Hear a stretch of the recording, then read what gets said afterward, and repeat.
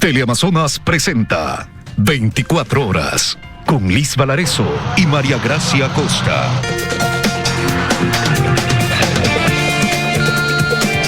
Amigos, buenas tardes, bienvenidos a 24 horas. Importantes revelaciones de la fiscal general sobre el tema de Freddy Carrión, el defensor del pueblo, que está siendo juzgado políticamente en la Asamblea. Ya mismo Andrea Samaniego nos dará detalles en vivo. Hola María Gracia, ¿cómo estás? Buenas tardes. ¿Qué tal? ¿Cómo estás, Liz? Amigos, muy buenas tardes. Joana Ramos nos dará información sobre los 9 detenidos por el delito de falsedad de información bursátil en el caso Ispol. Y en los deportes, la selección hace sus últimos entrenamientos. Pablo King nos contará más. Pero ahora empezamos con el inicio de clases.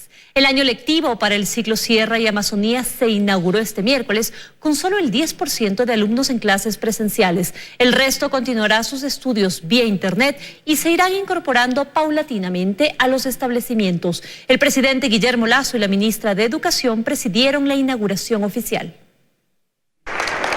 Aunque el gobierno cumplió la meta de 9 millones de ecuatorianos vacunados en los 100 primeros días, el año lectivo para la Sierra y la Amazonía solo tendrá el 10% de alumnos en las aulas. El resto se mantendrá de manera semipresencial y vía internet. La pandemia nos dio una fuerte batalla, pero no nos detendremos. Seguiremos trabajando por generar un sistema educativo con modalidades educativas flexibles e inclusivas y modelos pedagógicos modernos basados en una cultura de paz. Este miércoles en el Colegio Manuela Cañizares de Quito tuvo lugar la inauguración oficial, pero la euforia de estudiantes, padres de familia y maestros que se apreciaba en cada inicio de clases hoy estuvo ausente.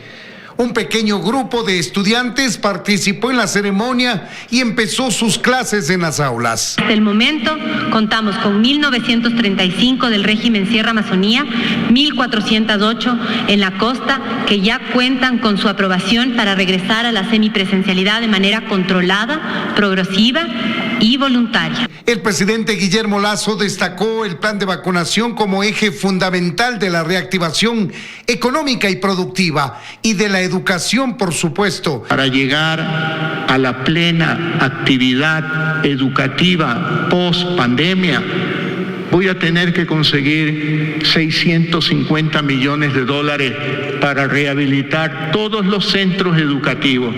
Y lo vamos a hacer, amigos. De más de 5,000 establecimientos educativos, solo 1.700 tendrán clases semipresenciales. Y de más de 1.700.000 alumnos de Sierra y Amazonía, solo algo más de 170,000 están dispuestos a volver a clases.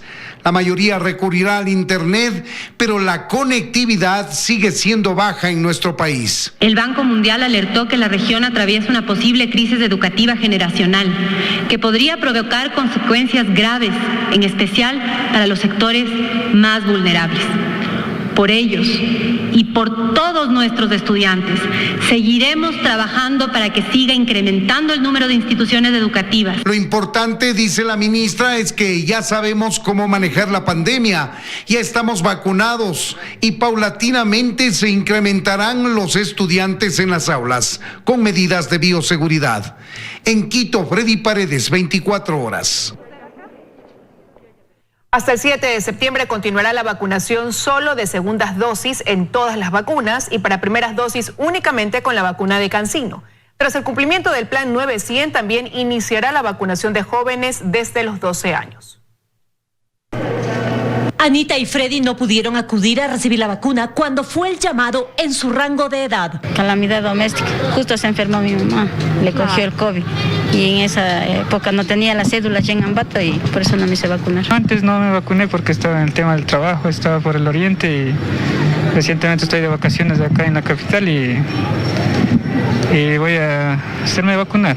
Y como ellos son varios quienes por diversos motivos de índole personal o por trabajo no pudieron colocarse antes la vacuna, pero acuden responsablemente a hacerlo en esta etapa en la que está disponible la monodosis de CanSino, mientras continúa la vacunación solo de segundas dosis de las otras vacunas. Según el vacunómetro con corte al 29 de agosto, 8.561.000 personas están totalmente vacunadas y cuando concluya el plan 900, aclaró la ministra, seguirán vacunando. A partir de la primera semana de septiembre nosotros volvemos a poner tener primeras dosis. Y también para los jóvenes a partir de los 12 años comenzará la vacunación una vez que el gobierno concluya el plan 900. Es el caso de Luis, quien llegó hasta el punto de vacunación junto a su hija menor de 16 años, pero le informaron que todavía no es el momento. Me dice que para el 13 de septiembre están las vacunas, no están ahorita vacunando a los menores de edad. La población del Ecuador es una población muy joven, por lo tanto los estratos menores de 12 años los iremos cubriendo poco a poco dependiendo de la evidencia científica que vaya apareciendo en los próximos meses. Por ahora, la evidencia nos confirma que podemos inocular a personas de 12 años y mayores. Así, una vez que concluya el plan 900 que se acerca exitosamente a la meta impuesta por el propio gobierno de 9 millones de vacunados en 100 días, iniciará la nueva etapa y seguirán vacunando en los centros de salud. En Quito, María Gracia Acosta, 24 horas. Y el presidente Guillermo Lasso cumple hoy sus 100 primeros días de gobierno, alcanzando su principal promesa de campaña, la vacunación masiva. Pese al cumplimiento de esta oferta, hay otros pendientes que marcan su gestión y que aún no tienen respuesta del gobierno. Al hablar de los 100 primeros días del gobierno de Guillermo Lasso, incluso quienes están en polos opuestos coinciden. Su principal promesa de campaña está cumplida. La vacunación no ha sido poca cosa. La vacunación ha sido el cimiento, la base para la reactivación económica. Es que sin duda la vacunación marca la gestión del presidente Guillermo Lasso y es parte importante de la calificación de sus 100 primeros días. Pero falta más. Tenemos todavía una asamblea que no recibe los proyectos que permitan la reactivación económica del país, a la cual se había comprometido el señor Guillermo Lasso. Porque luego de la vacunación, ¿qué? Es la pregunta. Ricardo Noboa está de acuerdo, pues la reactivación económica no vendrá sola. Creo que todavía no podemos hablar mucho de eso, pero sí podemos tener la esperanza de que se vaya a concretar. Y allí se despiertan los miedos. Las reformas que aún no se han presentado, ¿superarán a la asamblea? Tal vez lo ideal hubiera sido llegar con una gran mayoría legislativa, una mayoría que permita canalizar los proyectos, las iniciativas del presidente de la República. Ese no ha sido el escenario y en ese sentido hay que dialogar. Noboa cree que en materia económica el gobierno sí está alineado con la realidad legislativa, pues pese a que existen sectores más radicales en el Ejecutivo, los cambios no pueden ser agresivos. En todo gobierno hay eso, pero el director de orquesta es el presidente de la República. Pero a su vez asegura que hay temas donde aún hace falta trabajo. Yo creo que en materia de la seguridad social veo cierta lentitud. Yo creo que ahí el Consejo Superior tiene que sintonizarse un poco más. Desde el Ejecutivo siguen hablando de nuevos proyectos que pronto se presentarán en la Asamblea. En el Legislativo advierten sobre temas que no pasarán, mientras los correístas dicen que el gobierno le entregó su gobernabilidad a Pachacutic. Pero el tiempo pasa, y rápido, pues los aplausos por la vacunación masiva se terminarán, y quizá pronto. Dayana Monroy, 24 horas.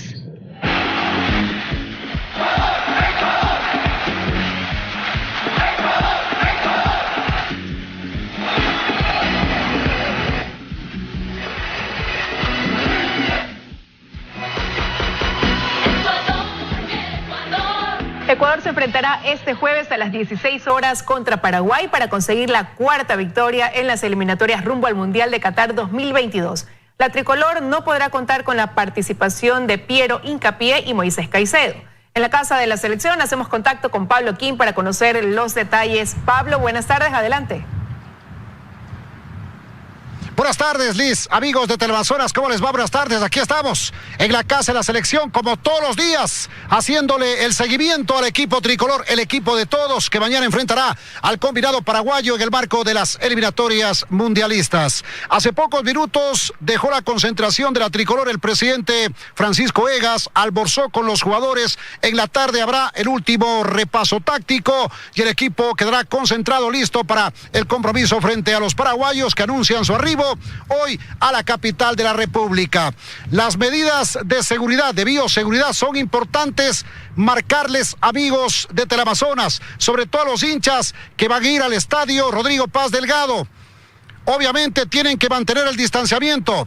El tema de la mascarilla, no se olviden que en la Casa Blanca, el circuito cerrado de televisión de la Casa Blanca está conectado con el 911, es decir, que los aficionados que van a estar mañana en el Estadio de Liga respaldando a la tricolor van a estar vigilados por el 911. Por eso, la recomendación sana es que cumplan con las medidas de bioseguridad los hinchas que van al Estadio de Liga. El informe de la selección, los últimos repasos tácticos, las últimas novedades del equipo de todos en el siguiente informe aquí en Teleamazonas. Ecuador quedó listo para recibir a Paraguay. La selección ecuatoriana de fútbol realizó la práctica de fútbol en el complejo deportivo de Pomaski. La fuerte lluvia que cayó en Quito no le permitió trabajar en el estadio Rodrigo Paz Delgado como lo tenía planificado el estratega Gustavo Alfaro. La tarde de este martes, la posible formación de Ecuador para enfrentar a Paraguay sería la siguiente: Hernán Galíndez en el arco, Byron Castillo, Javier Arriaga, Félix Torres, Pervis Estupiñán en la defensa. En el mediocampo, Ángel Mena, Carlos Grueso, Alan Franco y Johan Julio. Llega el ataque, Egner Valencia y Brian Angulo. Con este equipo trabajó el técnico Gustavo Alfaro en el complejo deportivo de Liga Deportiva Universitaria en Pomaski. Era la fecha más compleja porque, más que nada para nosotros particularmente, por la conformación del plantel de Ecuador. Ecuador está conformado en su mayoría, o sea, tiene muy pocos jugadores en Europa, tiene muchos jugadores en América.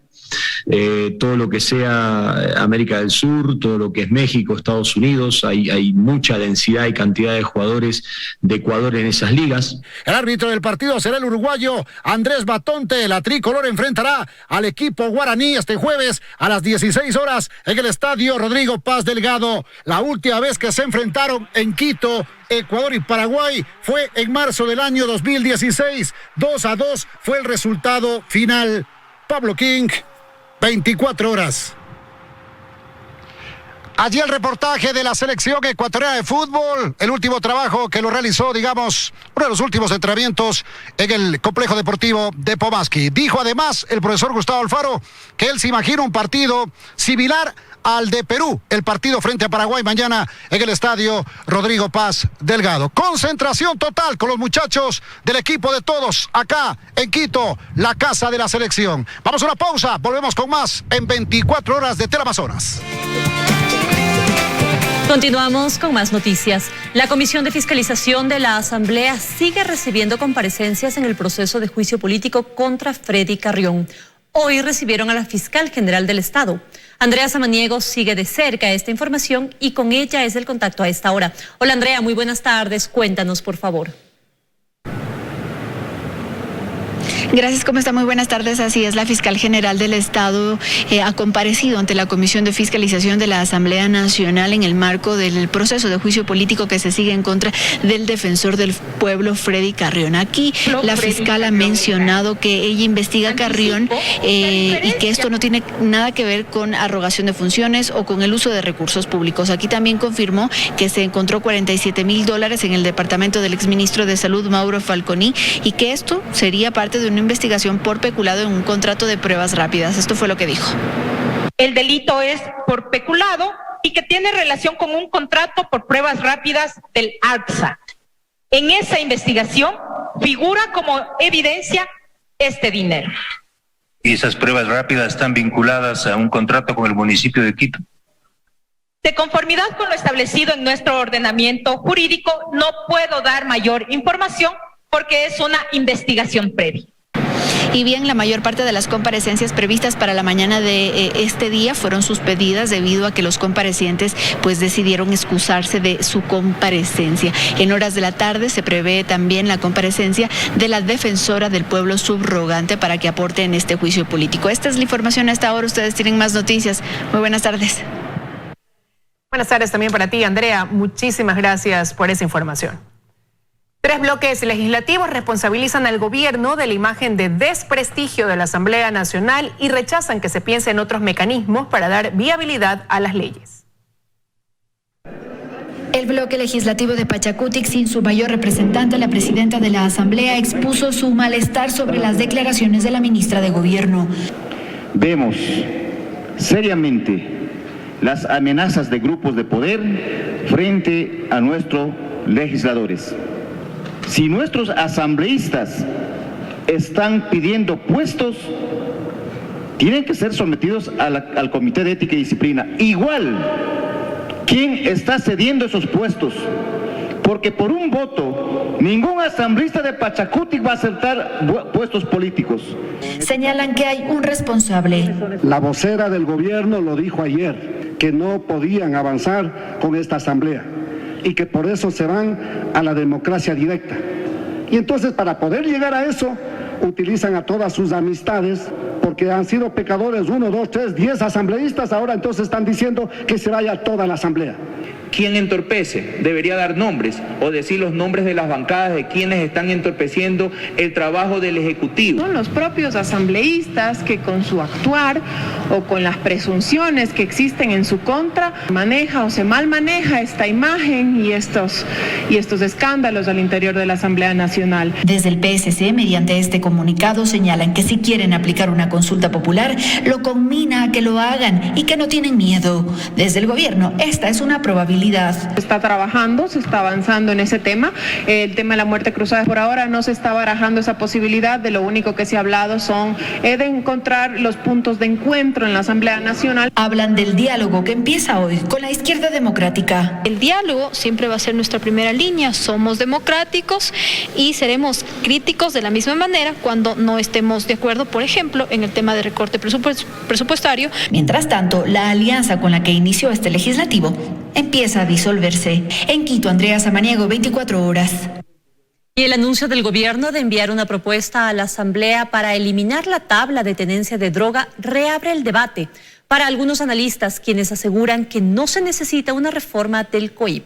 Luisa María Heredia nos cuenta más. Hola Luisa, buenas tardes, adelante. Hola María Gracia, amigos televidentes, buenas tardes. En efecto, con el afán de proteger el futuro de las niñas, los niños, los adolescentes y los jóvenes, combatiendo el microtráfico que en los últimos años ha ingresado incluso a las aulas de clase, el presidente Guillermo Lasso ha prometido eliminar la tabla de consumo de drogas. Pero hacerlo y vía reforma ha generado criterios diversos. Veamos el siguiente reportaje.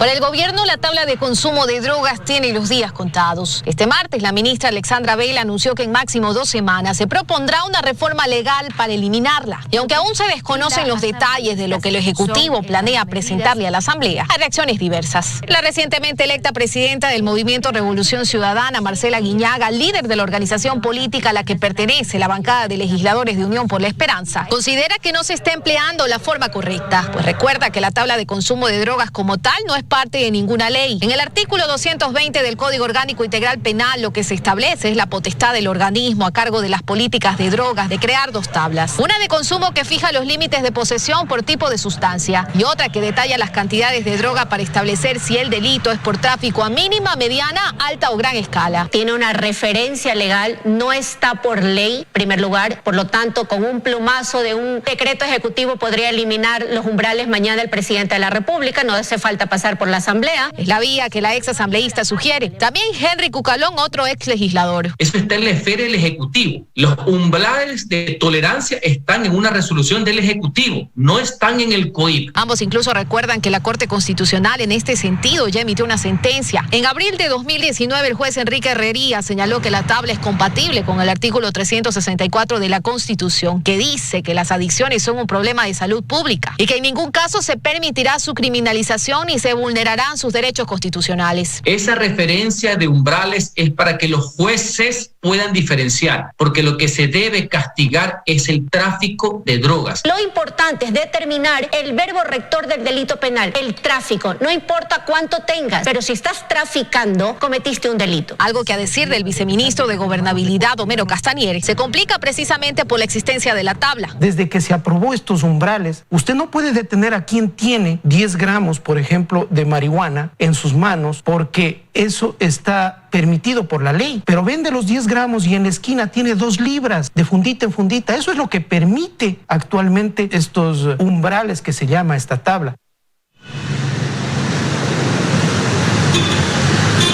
Lo cierto es que la tasa de consumo interno de drogas en Ecuador ha llegado hasta las 200 toneladas al año. De hecho, un informe de la OEA sitúa a Ecuador como uno de los países con más alto consumo en adolescentes de Sudamérica. Lo pone en quinto lugar. Con esta información me despido y nos vamos a un corte comercial. Luego seguimos con más de 24 horas.